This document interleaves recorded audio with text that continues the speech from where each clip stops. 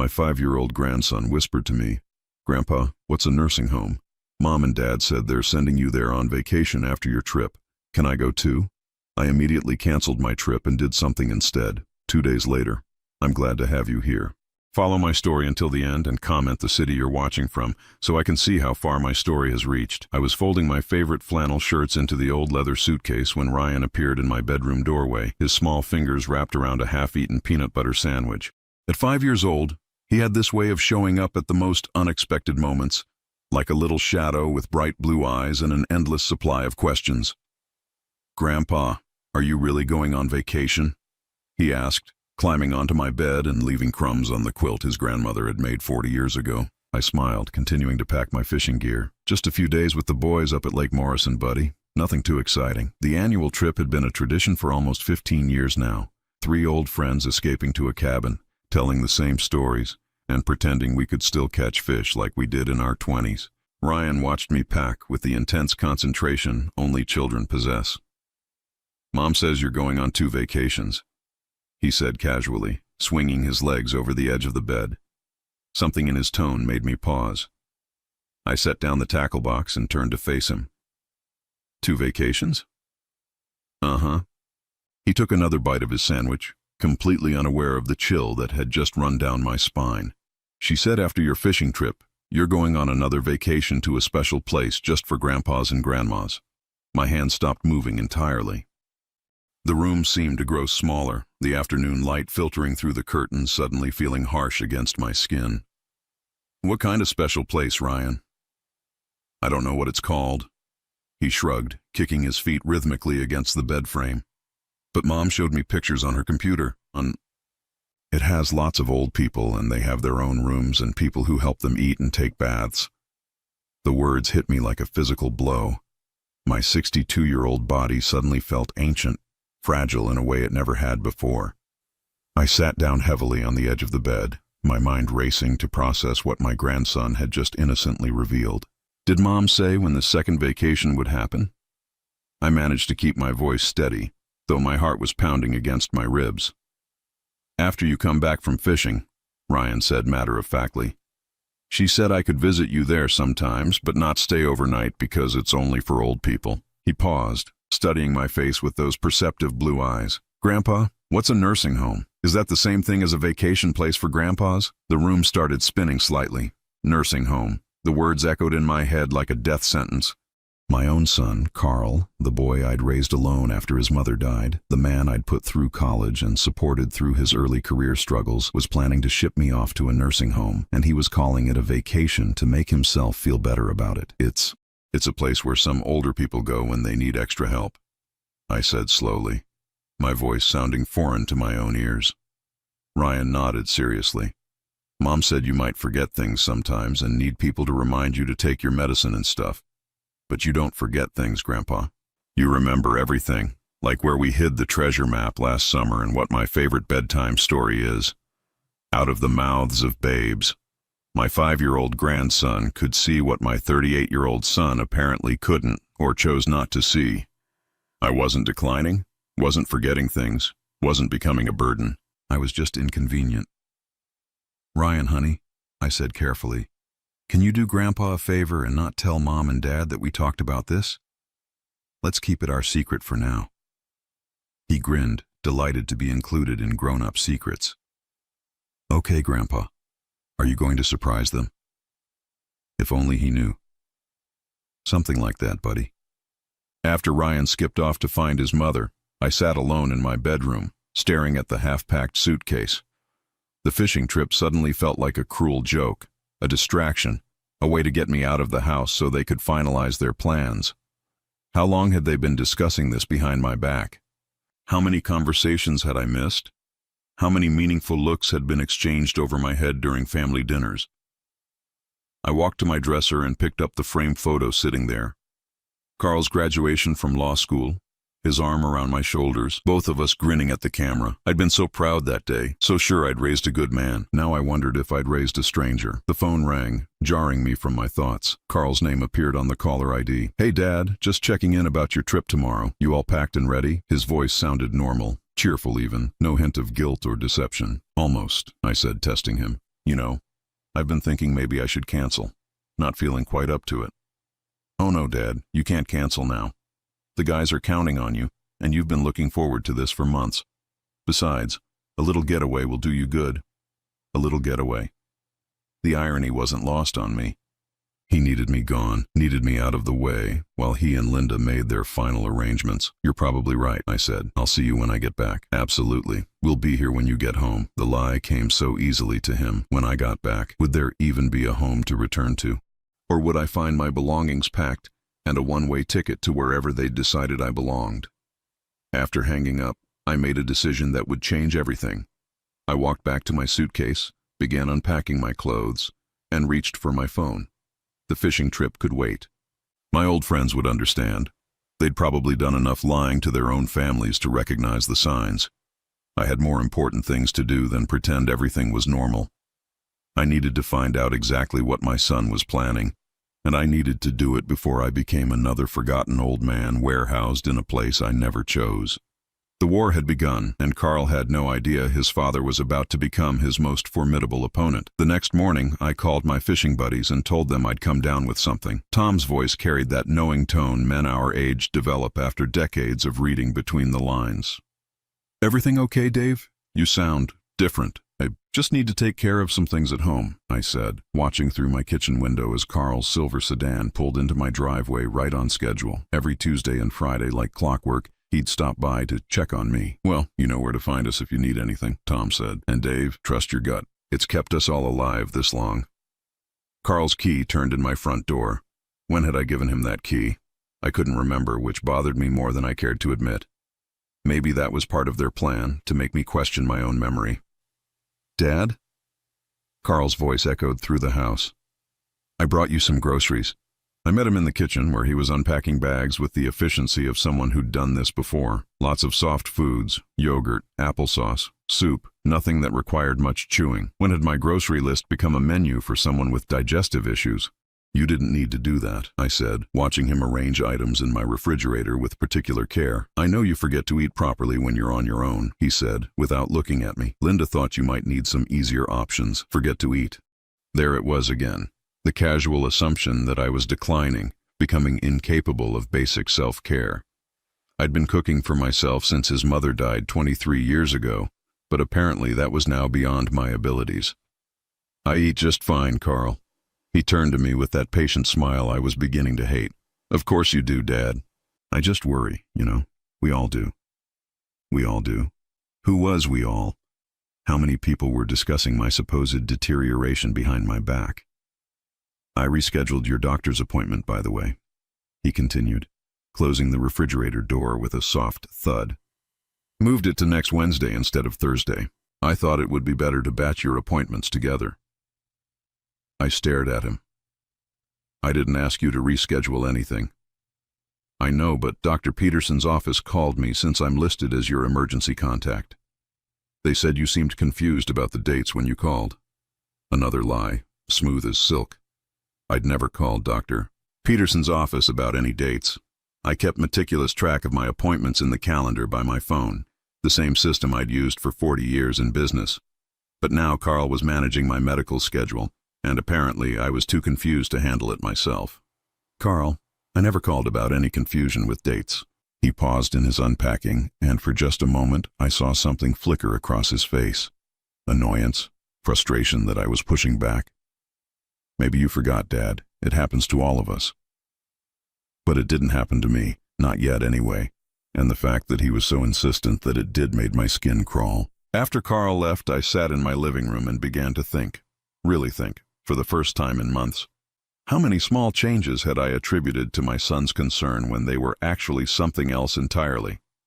The pill organizer that had appeared on my kitchen counter 3 weeks ago, Carl said it would help me stay organized with my medications. I'd been taking the same blood pressure medicine for 5 years without missing a dose, but suddenly I needed a system designed for people with memory problems, the spare house key I'd apparently given him. I still couldn't remember doing that, which either meant my memory really was going, or the phone calls to my friends that Carl had started making on my behalf. Last month he'd called my neighbor Jerry to cancel our weekly chess games, saying I was feeling under the weather and needed to rest. I'd spent that evening wondering why Jerry hadn't come by, only to learn later that Carl had spoken to him. The gradual disappearance of my car keys. They kept ending up in strange places. The freezer, the bathroom cabinet, inside a kitchen drawer.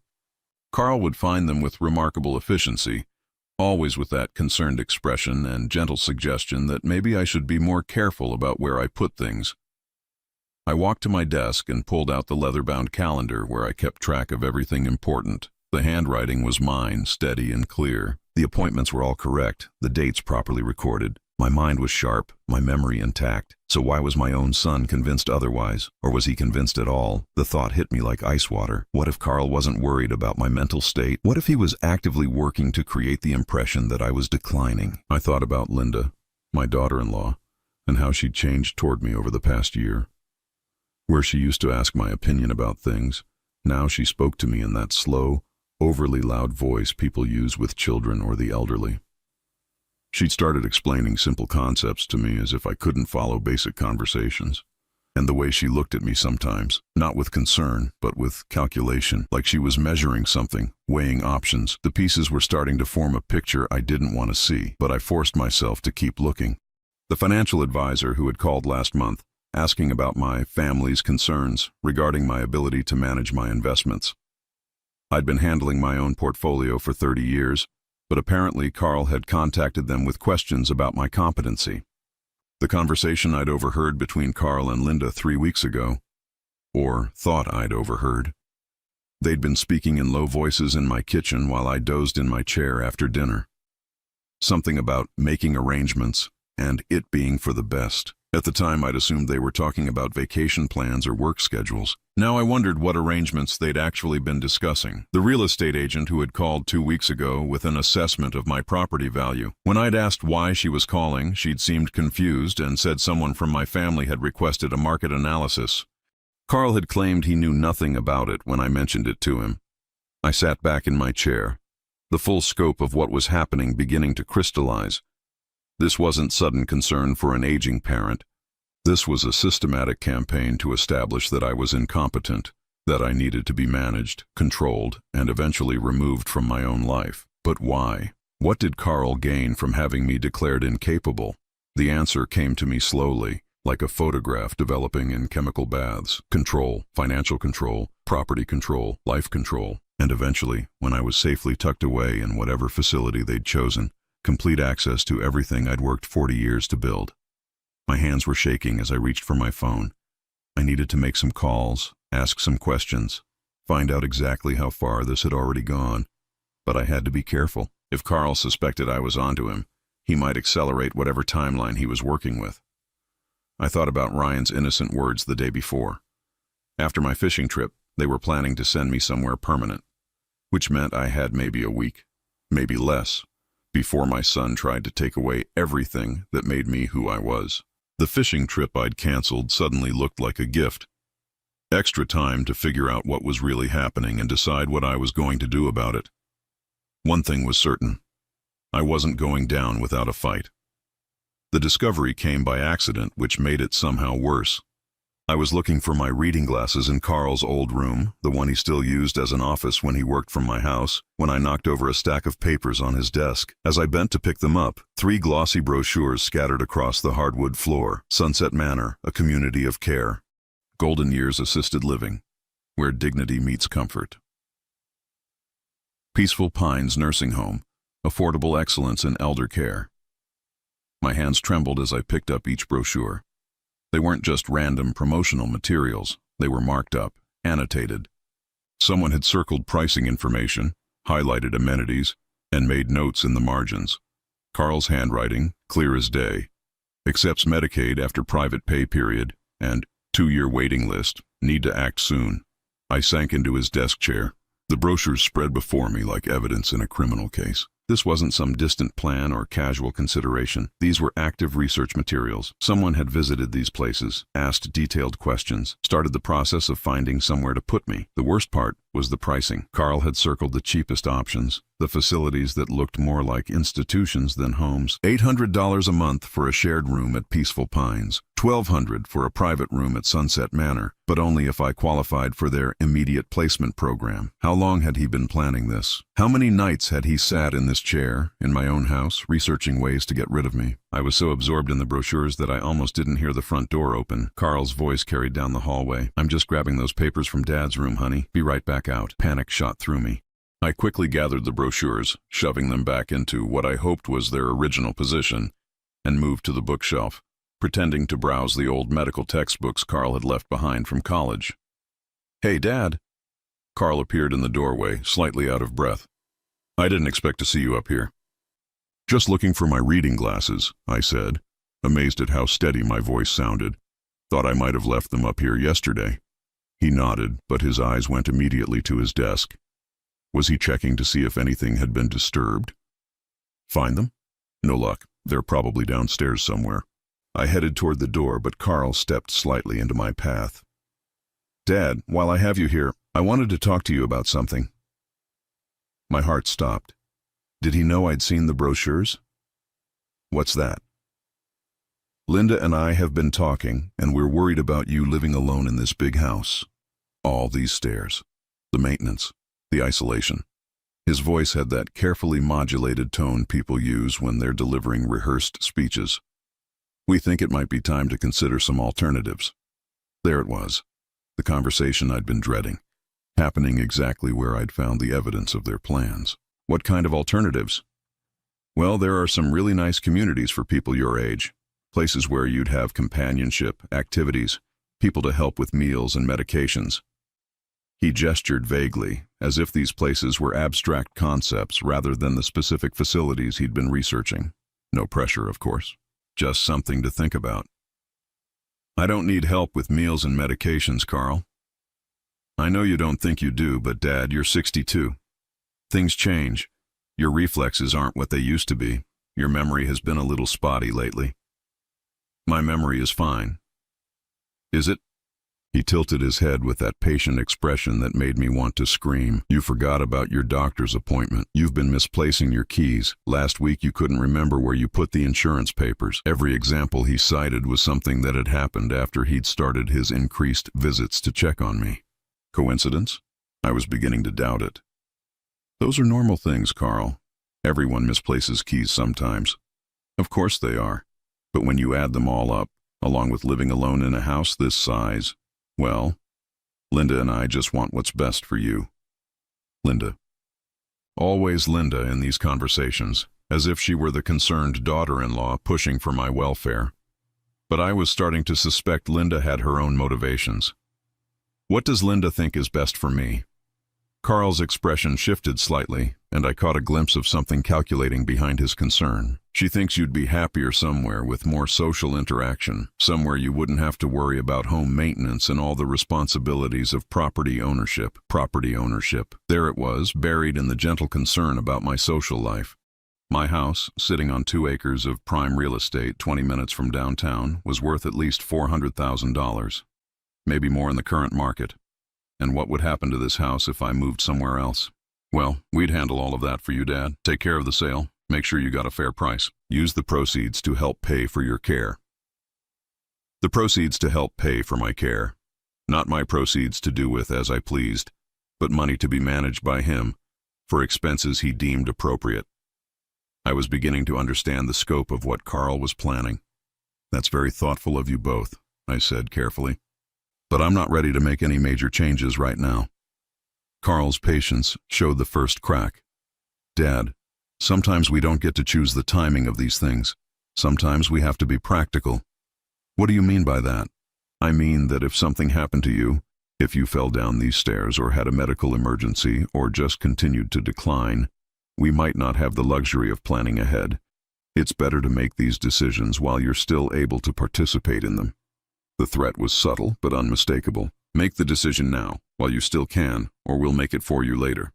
I nodded, as if I understood his reasoning. "You're probably right. Let me think about it." Relief flooded his face. "That's all we ask, Dad. Just think about it." Maybe we could visit a few places together just to see what's available. After Carl left, I sat in my kitchen staring at the phone. Everything was falling into place now. The pattern of small, undermining incidents, the gradual erosion of my independence, the research into facilities. But there was still something I needed to confirm. I picked up the phone and dialed Dr. Peterson's office. Good afternoon. This is David Miller. I understand my son Carl called about rescheduling my appointment. The receptionist sounded confused. Let me check your file, Mr. Miller. I don't show any calls from family members about rescheduling. Your appointment is still set for Thursday at 2 p.m., same as always. My blood turned to ice. Are you sure? He said you'd called him because I seemed confused about the dates. No, sir.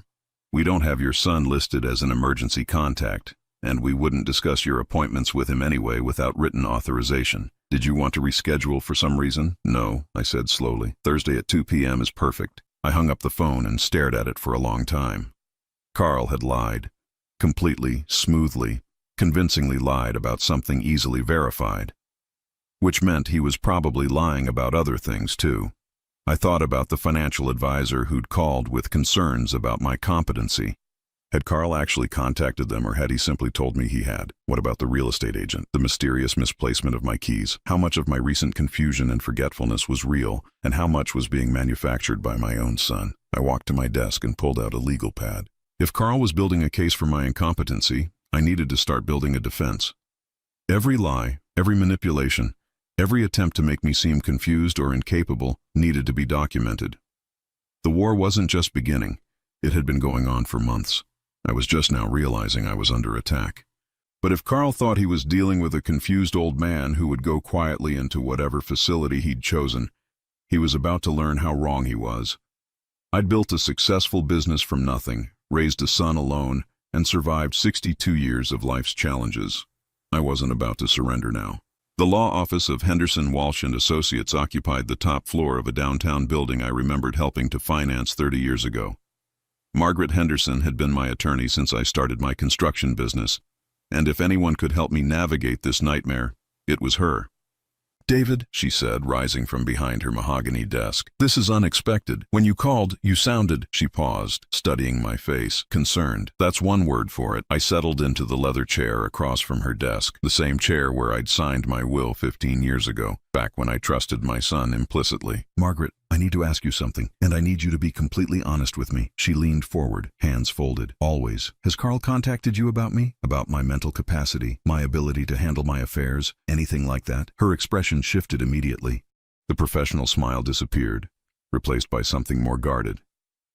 David, that's answer enough. My stomach clenched. What did he tell you? Margaret was quiet for a long moment, clearly wrestling with attorney-client privilege versus loyalty to a client of 3 decades. Finally, she spoke carefully. Carl came to see me 3 weeks ago. He expressed concerns about your cognitive function and asked about the process for obtaining guardianship should it become necessary. The words hit me like physical blows. Guardianship. My own son had consulted my own attorney about having me declared incompetent. What did you tell him? I told him that guardianship is a serious legal matter that requires clear evidence of incapacity, medical documentation, and court approval.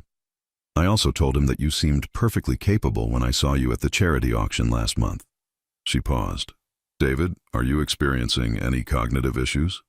Any memory problems, confusion, difficulty managing your affairs? None. My mind is as sharp as it's ever been. That's what I thought. Margaret opened a file drawer and pulled out a folder. David, there's something else. Carl also asked about your will, specifically about his role as executor and beneficiary. My hands tightened on the arms of the chair. What about it? He wanted to know if there were any provisions for interim management of your assets if you became incapacitated. He seemed particularly interested in the timeline, how quickly he could assume control if necessary. The picture was becoming clearer and more horrifying by the minute. This wasn't just about getting me out of the way. This was about money, property, control. Carl was positioning himself to take over everything I'd spent my life building. Margaret, I need to know what legal protections I have. If Carl tries to have me declared incompetent, what can I do? She pulled out a legal pad and began making notes. First, you should undergo a comprehensive cognitive evaluation by an independent physician. Document your mental acuity before anyone can claim otherwise. Second, we should consider updating your estate planning documents, power of attorney, healthcare directives, possibly your will. What about the guardianship thing? For Carl to obtain guardianship, he'd need to prove you're unable to make informed decisions about your personal care or finances. That requires medical evidence, usually from multiple sources. The fact that you're here, clearly articulating your concerns and asking intelligent questions about legal protections, would make such a case very difficult to prove. I felt some of the tension leave my shoulders, so I'm not helpless. Far from it. But David, if Carl is actively working toward this goal, time is a factor. Has he suggested any immediate changes to your living situation? I told her about the nursing home brochures, the conversation about moving to a community, the timeline that seemed to coincide with my fishing trip. Margaret's expression grew more serious with each detail. He's moving faster than I would have expected, she said. David, I'm going to be blunt. If someone is trying to have you declared incompetent for financial gain, and they have access to your home, your mail, your daily routine, they can create evidence of confusion and incapacity, misplaced items, missed appointments, even medication mix-ups. You think Carl has been sabotaging me? I think you need to consider that possibility. She leaned back in her chair. David, do you trust your son? The question hung in the air between us. 3 days ago, I would have said absolutely. Carl was my boy, the child I'd raised alone, the man I'd been proud to call my son. But now? I don't know anymore. Margaret nodded. Then we need to proceed as if you don't. I'm going to draft some new documents for you. A revocable living trust, updated powers of attorney that specifically exclude Carl unless certain conditions are met, and new healthcare directives. I'm also going to recommend you change your banking arrangements. What do you mean? If Carl has any access to your accounts, even as a secondary contact for emergencies, remove it immediately. Open new accounts if necessary. Make sure all your financial information goes only to you. I thought about how Carl had somehow known about the financial advisor's supposed call, how he'd managed to reschedule medical appointments that had never needed rescheduling. How much access did he actually have to my personal information? Margaret, if Carl has been checking my accounts or accessing my medical records somehow, is that legal? Absolutely not. If he's obtained access to your private information without authorization, that's fraud at minimum, possibly identity theft depending on how he's done it. She made more notes. David, I want you to think carefully about the past few months. Any instances where you've been surprised by information Carl had, times when he knew things he shouldn't have known. The list was longer than I wanted to admit. Bills he'd mentioned that I hadn't discussed with him. Medical information he'd referenced that I'd never shared. Even details about my fishing trip that I'd only mentioned to my friends. There's been quite a bit, I admitted. Then we need to move quickly. I'll have the new documents ready by tomorrow afternoon. In the meantime, I want you to do several things. She handed me a list she'd been writing. First, get that cognitive evaluation I mentioned. Second, document everything you can remember about Carl's behavior over the past 6 months. Third, change your passwords for any online accounts. Fourth, check your credit reports for any unusual activity. I stood to leave, feeling simultaneously relieved and terrified. At least now I had a plan, but the scope of what Carl might have already done was overwhelming. Margaret, one more thing. If Carl tries to move forward with guardianship proceedings, will you represent me? Absolutely. David, you've been my client for 30 years. If someone is trying to take advantage of you, even if that someone is your son, I'll fight it every step of the way. Driving home, I made a detour to the bank. My conversation with the branch manager was enlightening and disturbing in equal measure. Mr.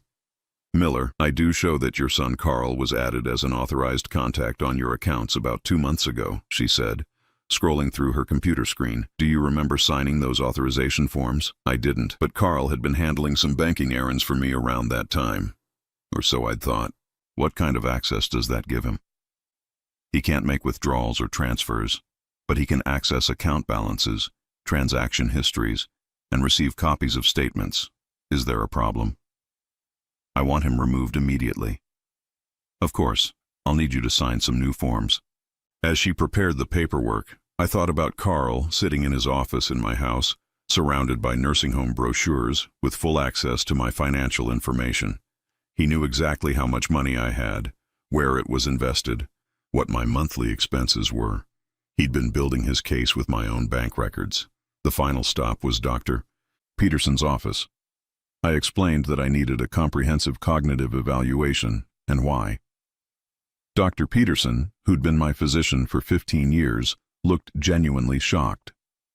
"David, you're one of the sharpest patients I have. Your memory, reasoning ability, decision-making capacity, all completely normal for someone your age. Then why would my son think otherwise?" "I have no idea. But I'll schedule you for a full neuropsychological evaluation this week. We'll document everything: memory, processing speed, executive function, the works. If someone is questioning your mental capacity, we'll have objective proof that they're wrong." That evening, I sat in my living room with a cup of coffee and began writing everything I could remember about the past 6 months, every conversation with Carl that had left me feeling confused or diminished, every incident that had made me question my own capabilities. The list filled 4 pages. I was just finishing when I heard Carl's key in the front door again. But this time, instead of announcing himself, he moved quietly through the house. I heard him in his office upstairs, the soft sound of papers rustling. I crept up the stairs and peered around the corner. Carl was at his desk, adding new papers to a manila folder. On top of the stack, I could see the letterhead of Peaceful Pines Nursing Home. He wasn't just researching anymore. He was filing applications. My son was trying to have me committed, and he planned to do it soon. But now I was ready for him. I spent 2 days preparing for what I knew would be the most important conversation of my life. The cognitive evaluation results sat in a manila envelope on my kitchen table. Perfect scores across every metric, with Dr. Peterson's written assessment that I showed no signs of cognitive decline or incapacity. Margaret had delivered the new legal documents that morning, officially revoking Carl's access to anything involving my finances or healthcare decisions. Now came the hard part. "Carl," I said when he answered his phone, "I'd like to have a family meeting tonight. You, Linda, and me. There are some things we need to discuss." I could hear the satisfaction in his voice. He thought I was ready to surrender. "Of course, Dad. What time works for you?" 7 o'clock. "Here at the house. Should I bring anything? Any particular topics you want to cover?" "Just yourselves," I said. "I'll handle the rest." They arrived promptly at 7, Carl carrying a leather briefcase that I suspected contained more nursing home paperwork. Linda wore the kind of sympathetic expression people practice in mirrors before difficult conversations. They settled onto my living room couch like a unified front, ready to deliver whatever speech they'd rehearsed. "Dad," Carl began, "Linda and I are so glad you're ready to talk about this. We know it's not easy, but before we start," I interrupted, "I have something for you both." I handed Carl a thick envelope. He opened it with the confidence of someone expecting good news, but his expression changed as he read the first page. "What is this?"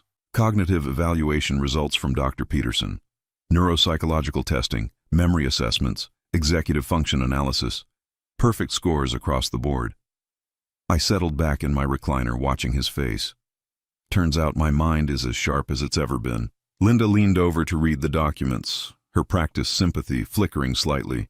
"Well, that's wonderful news, David. We're so relieved." "Are you?" I asked, because 3 weeks ago, Carl told my attorney that he was concerned about my cognitive decline. He asked about guardianship procedures. Carl's face went white. "Dad, I was just what?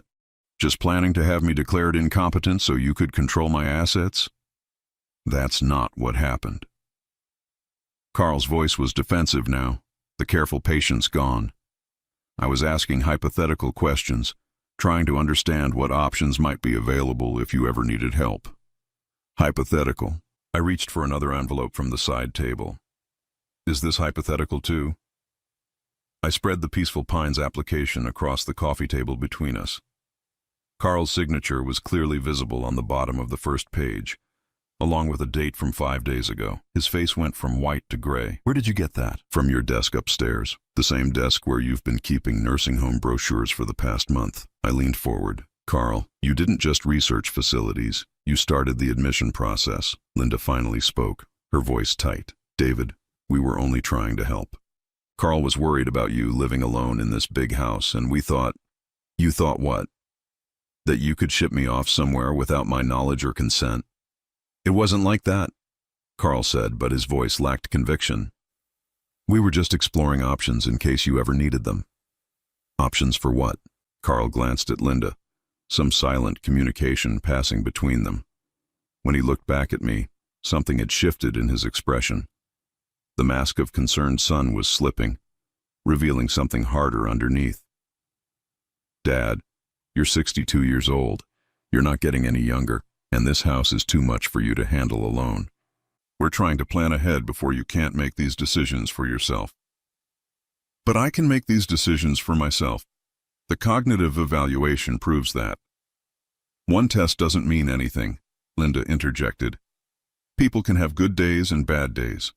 Just because you did well on some doctor's quiz doesn't mean you're capable of managing a house this size, or handling your finances, or what? Making decisions about my own life? Carl set down the application papers and looked directly at me.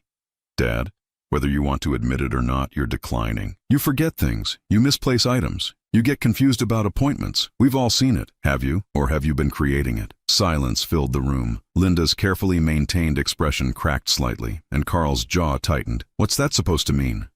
I reached for my legal pad, the one where I'd documented months of incidents. It means I've been keeping track. Every time you've told me about a missed appointment that I never missed. Every time you've found my keys in strange places. Every call you've made to my friends, canceling plans I never wanted to cancel. Carl's breathing had changed, becoming shallow and quick. Dad, you're being paranoid. Am I? Let's talk about my appointment with Dr. Peterson. You told me his office called you because I seemed confused about the dates. But when I called them directly, they said they'd never contacted you. They don't even have you listed as an emergency contact. Linda shifted uncomfortably on the couch. Maybe there was a miscommunication. Maybe Carl lied. I flipped a page in my notes. Let's talk about my bank accounts. 2 months ago, Carl somehow became an authorized contact without my knowledge. He's been monitoring my finances, tracking my spending, building a case that I'm irresponsible with money. I was trying to help, Carl said, but his voice was weaker now. Help yourself to information you had no right to access. I closed the notebook and set it aside. Carl, I know what you've been doing. The question is why. He stared at me for a long moment, and I saw the exact moment when he decided to stop pretending. His posture changed, his expression hardened, and when he spoke, it was with a coldness I'd never heard from him before. Because you're being selfish. The word hung in the air like a slap. Selfish? You're sitting in a $400,000 house that you don't need, hoarding money that could be put to better use, refusing to acknowledge that you're getting older and less capable. Carl stood up, pacing to the window. Linda and I have been watching you decline for months, but you're too proud to admit it. What decline? What specific examples of decline? You don't cook proper meals anymore. You eat cereal for dinner half the time. By choice, not inability. You don't maintain this house properly. The gutters need cleaning, the deck needs staining, I hire people for that work now. That's called being smart, not declining. Carl whirled around, his composure finally cracking completely. You don't need a house this size. You don't need all this space, all this responsibility. Ryan could have his own room here. Linda could have her art studio. We could... There it was. The truth, finally out in the open. You want my house? Linda spoke for the first time in several minutes, her voice bitter. We've been living in that cramped townhouse for 8 years, David. 8 years of listening to neighbors through thin walls, of having no space for anything.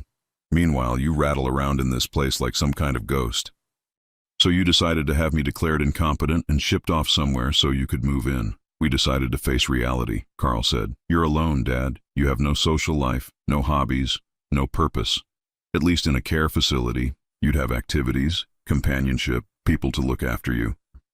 People to look after me at $800 a month while you live in my $400,000 house. Carl's face flushed red. This isn't about money. Isn't it? I stood up, feeling stronger than I had in months.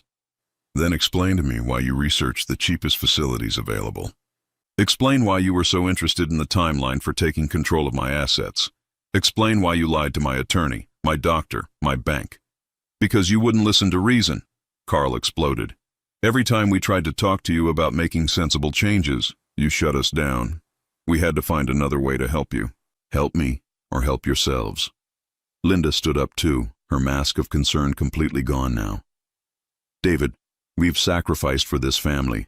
Carl has spent every weekend for 2 years doing maintenance on this house, managing your affairs, making sure you're okay. We deserve some consideration. Consideration? Yes. My house and my life savings? No. Carl grabbed his briefcase and headed for the door.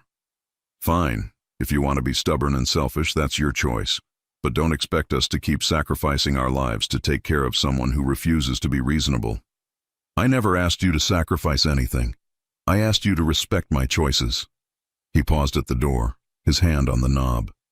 "You'll regret this, Dad. When you're sitting here alone, when something happens and there's no one to help you, you'll wish you'd listened to us." "Maybe. But at least I'll be making my own mistakes instead of having them made for me." After they left, I sat in my living room listening to the silence. The house felt different somehow. Lighter, cleaner, as if something toxic had been removed from the air. I walked to my desk and pulled out the new legal documents Margaret had prepared. Tomorrow I would file them officially, ensuring that Carl could never again access my personal information or make decisions about my life without my explicit consent. But tonight, I just sat with the truth. My son had tried to steal my life, and I had stopped him. The real question now was what to do with the life I'd saved. 3 months after the confrontation with Carl, I stood in the kitchen of my new home, watching the sunrise paint the mountains pink through floor-to-ceiling windows. Aspen Ridge Active Adult Community wasn't what most people would call a retirement home. It was more like a resort where everyone happened to be over 55. The decision to move had surprised everyone, including myself. But after weeks of Carl's escalating harassment, angry phone calls, unexpected visits where he'd berate me about my selfishness, and Linda's passive-aggressive comments to anyone who would listen, I realized that staying in my old house meant staying in their orbit. So I sold it. The $420,000 sale price had funded this new chapter beautifully. My condo here cost half that amount, leaving me with a substantial nest egg and monthly homeowner's fees that covered maintenance, landscaping, and access to amenities I'd never dreamed of having. The community center had a fitness facility, art studios, a library, and a woodworking shop that reminded me why I'd loved building things in the first place. "David, you ready for our hike?" Joan called from the hallway. I smiled, grabbing my jacket and water bottle. Joan Martinez had been my neighbor for exactly 6 weeks, and in that time she'd become something I hadn't expected to find at 62, a genuine companion. We'd met at the community book club, bonded over our shared love of mystery novels and our mutual frustration with children who thought they knew what was best for us. Joan's story was different from mine, but familiar in its broad strokes. Her daughter lived in California and called once a month with suggestions about how Joan should be living her life. The suggestions always involved selling her possessions, moving closer to family, and generally becoming smaller and less inconvenient. "I spent 40 years being a wife and mother," Joan had told me over coffee last week. "I loved every minute of it, but now I want to be myself for a while. Is that selfish?" It wasn't selfish. It was human. We drove to the trailhead in Joan's SUV, chatting about the book club's latest selection and the community's upcoming talent show. The conversation was easy, comfortable in a way my interactions with Carl hadn't been for years. "Can I ask you something personal?" Joan said as we started up the trail. "Shoot. Do you miss him, your son?" I considered the question while we climbed over a fallen log. I miss who I thought he was. The Carl I raised, the one who used to call just to check in without an agenda. But that person either never existed or he changed into someone I don't recognize. My daughter keeps telling me I'm being stubborn by staying in Colorado instead of moving to San Diego to be closer to her grandchildren, Joan said. She says I'm prioritizing my independence over family relationships. Are you? Maybe. But shouldn't family relationships include respecting each other's choices? We hiked in comfortable silence for a while, the mountain air filling my lungs with something that felt like possibility. At 62, I was in better shape than I'd been in 20 years. The daily walks around the community, the access to the fitness center, and the general lack of stress had done wonders for my blood pressure and energy levels. "There's something I haven't told you," I said as we reached a scenic overlook. Joan raised an eyebrow. "Oh?" "I have a grandson, Ryan. He's 5, and I haven't seen him since the fight with Carl. That must be hard." "It is, but I've been working with my attorney to establish legal visitation rights. Turns out grandparents have more options than I realized, especially when there's documented evidence of the parents trying to isolate the child from a loving grandparent for vindictive reasons." Joan sat down on a boulder and patted the space beside her. "Tell me about him." So I did. I told her about Ryan's curiosity, his innocent questions, the way he'd light up when I taught him about tools or helped him build things with blocks. I told her about the fishing trip we'd planned before everything fell apart, and how I'd promised to teach him to tie knots and identify bird calls. "He sounds wonderful," Joan said. "He is. And he deserves better than being used as a weapon between adults." "What does your attorney think about the visitation case?" "She's optimistic, especially since Carl's behavior after our confrontation has been less than stellar." That was an understatement. Carl had spent the weeks following our family meeting alternating between angry demands that I see reason and attempts to turn other family members against me. He'd called my sister in Phoenix, painting me as a stubborn old man who was refusing reasonable help from loving children. He'd contacted my neighbors, expressing concern about my mental state and my rash decision to move away from family support. The strategy had backfired spectacularly when several people started asking questions about Carl's behavior. My sister, who remembered Carl as a somewhat selfish child who'd grown into a demanding adult, had called me directly to get my side of the story. After hearing about the attempted guardianship and the nursing home research, she'd offered to testify on my behalf if needed. The neighbors, meanwhile, had been puzzled by Carl's claims of my mental decline, since they'd seen me regularly maintaining my property, hosting coherent conversations, and generally appearing to be a competent adult right up until the day I moved. "The beautiful thing about the truth," Margaret had told me, "is that it's consistent. Lies require constant maintenance." Carl's lies were indeed requiring maintenance, and he wasn't managing it well. My phone buzzed with a text message. Margaret's name appeared on the screen. "Judge approved supervised visitation. First visit scheduled for Saturday. Congratulations." I showed the message to Joan, whose face lit up. "David, that's wonderful. You must be thrilled." I was thrilled, but also nervous. It had been 3 months since I'd seen Ryan. Would he remember me? Would Carl have poisoned him against me somehow? "What will you do with him for the visit?" "There's a children's museum downtown, interactive exhibits, hands-on activities, and there's a park next door where we can feed the ducks." I paused, thinking about 5-year-old attention spans. "I just want him to know I didn't disappear by choice." Saturday morning arrived crisp and clear. The supervised visitation center was a cheerful place designed to feel more like a community center than a legal facility. The supervisor, a kind woman named Mrs. Patterson, explained the rules briefly, and then led me to a playroom where Ryan was waiting. He looked up when I walked in, and his face broke into the biggest smile I'd seen in months. "Grandpa, where did you go? Mom said you moved to a mountain." I knelt down and hugged him, feeling 3 months of tension melt away. "I did move to a mountain, buddy.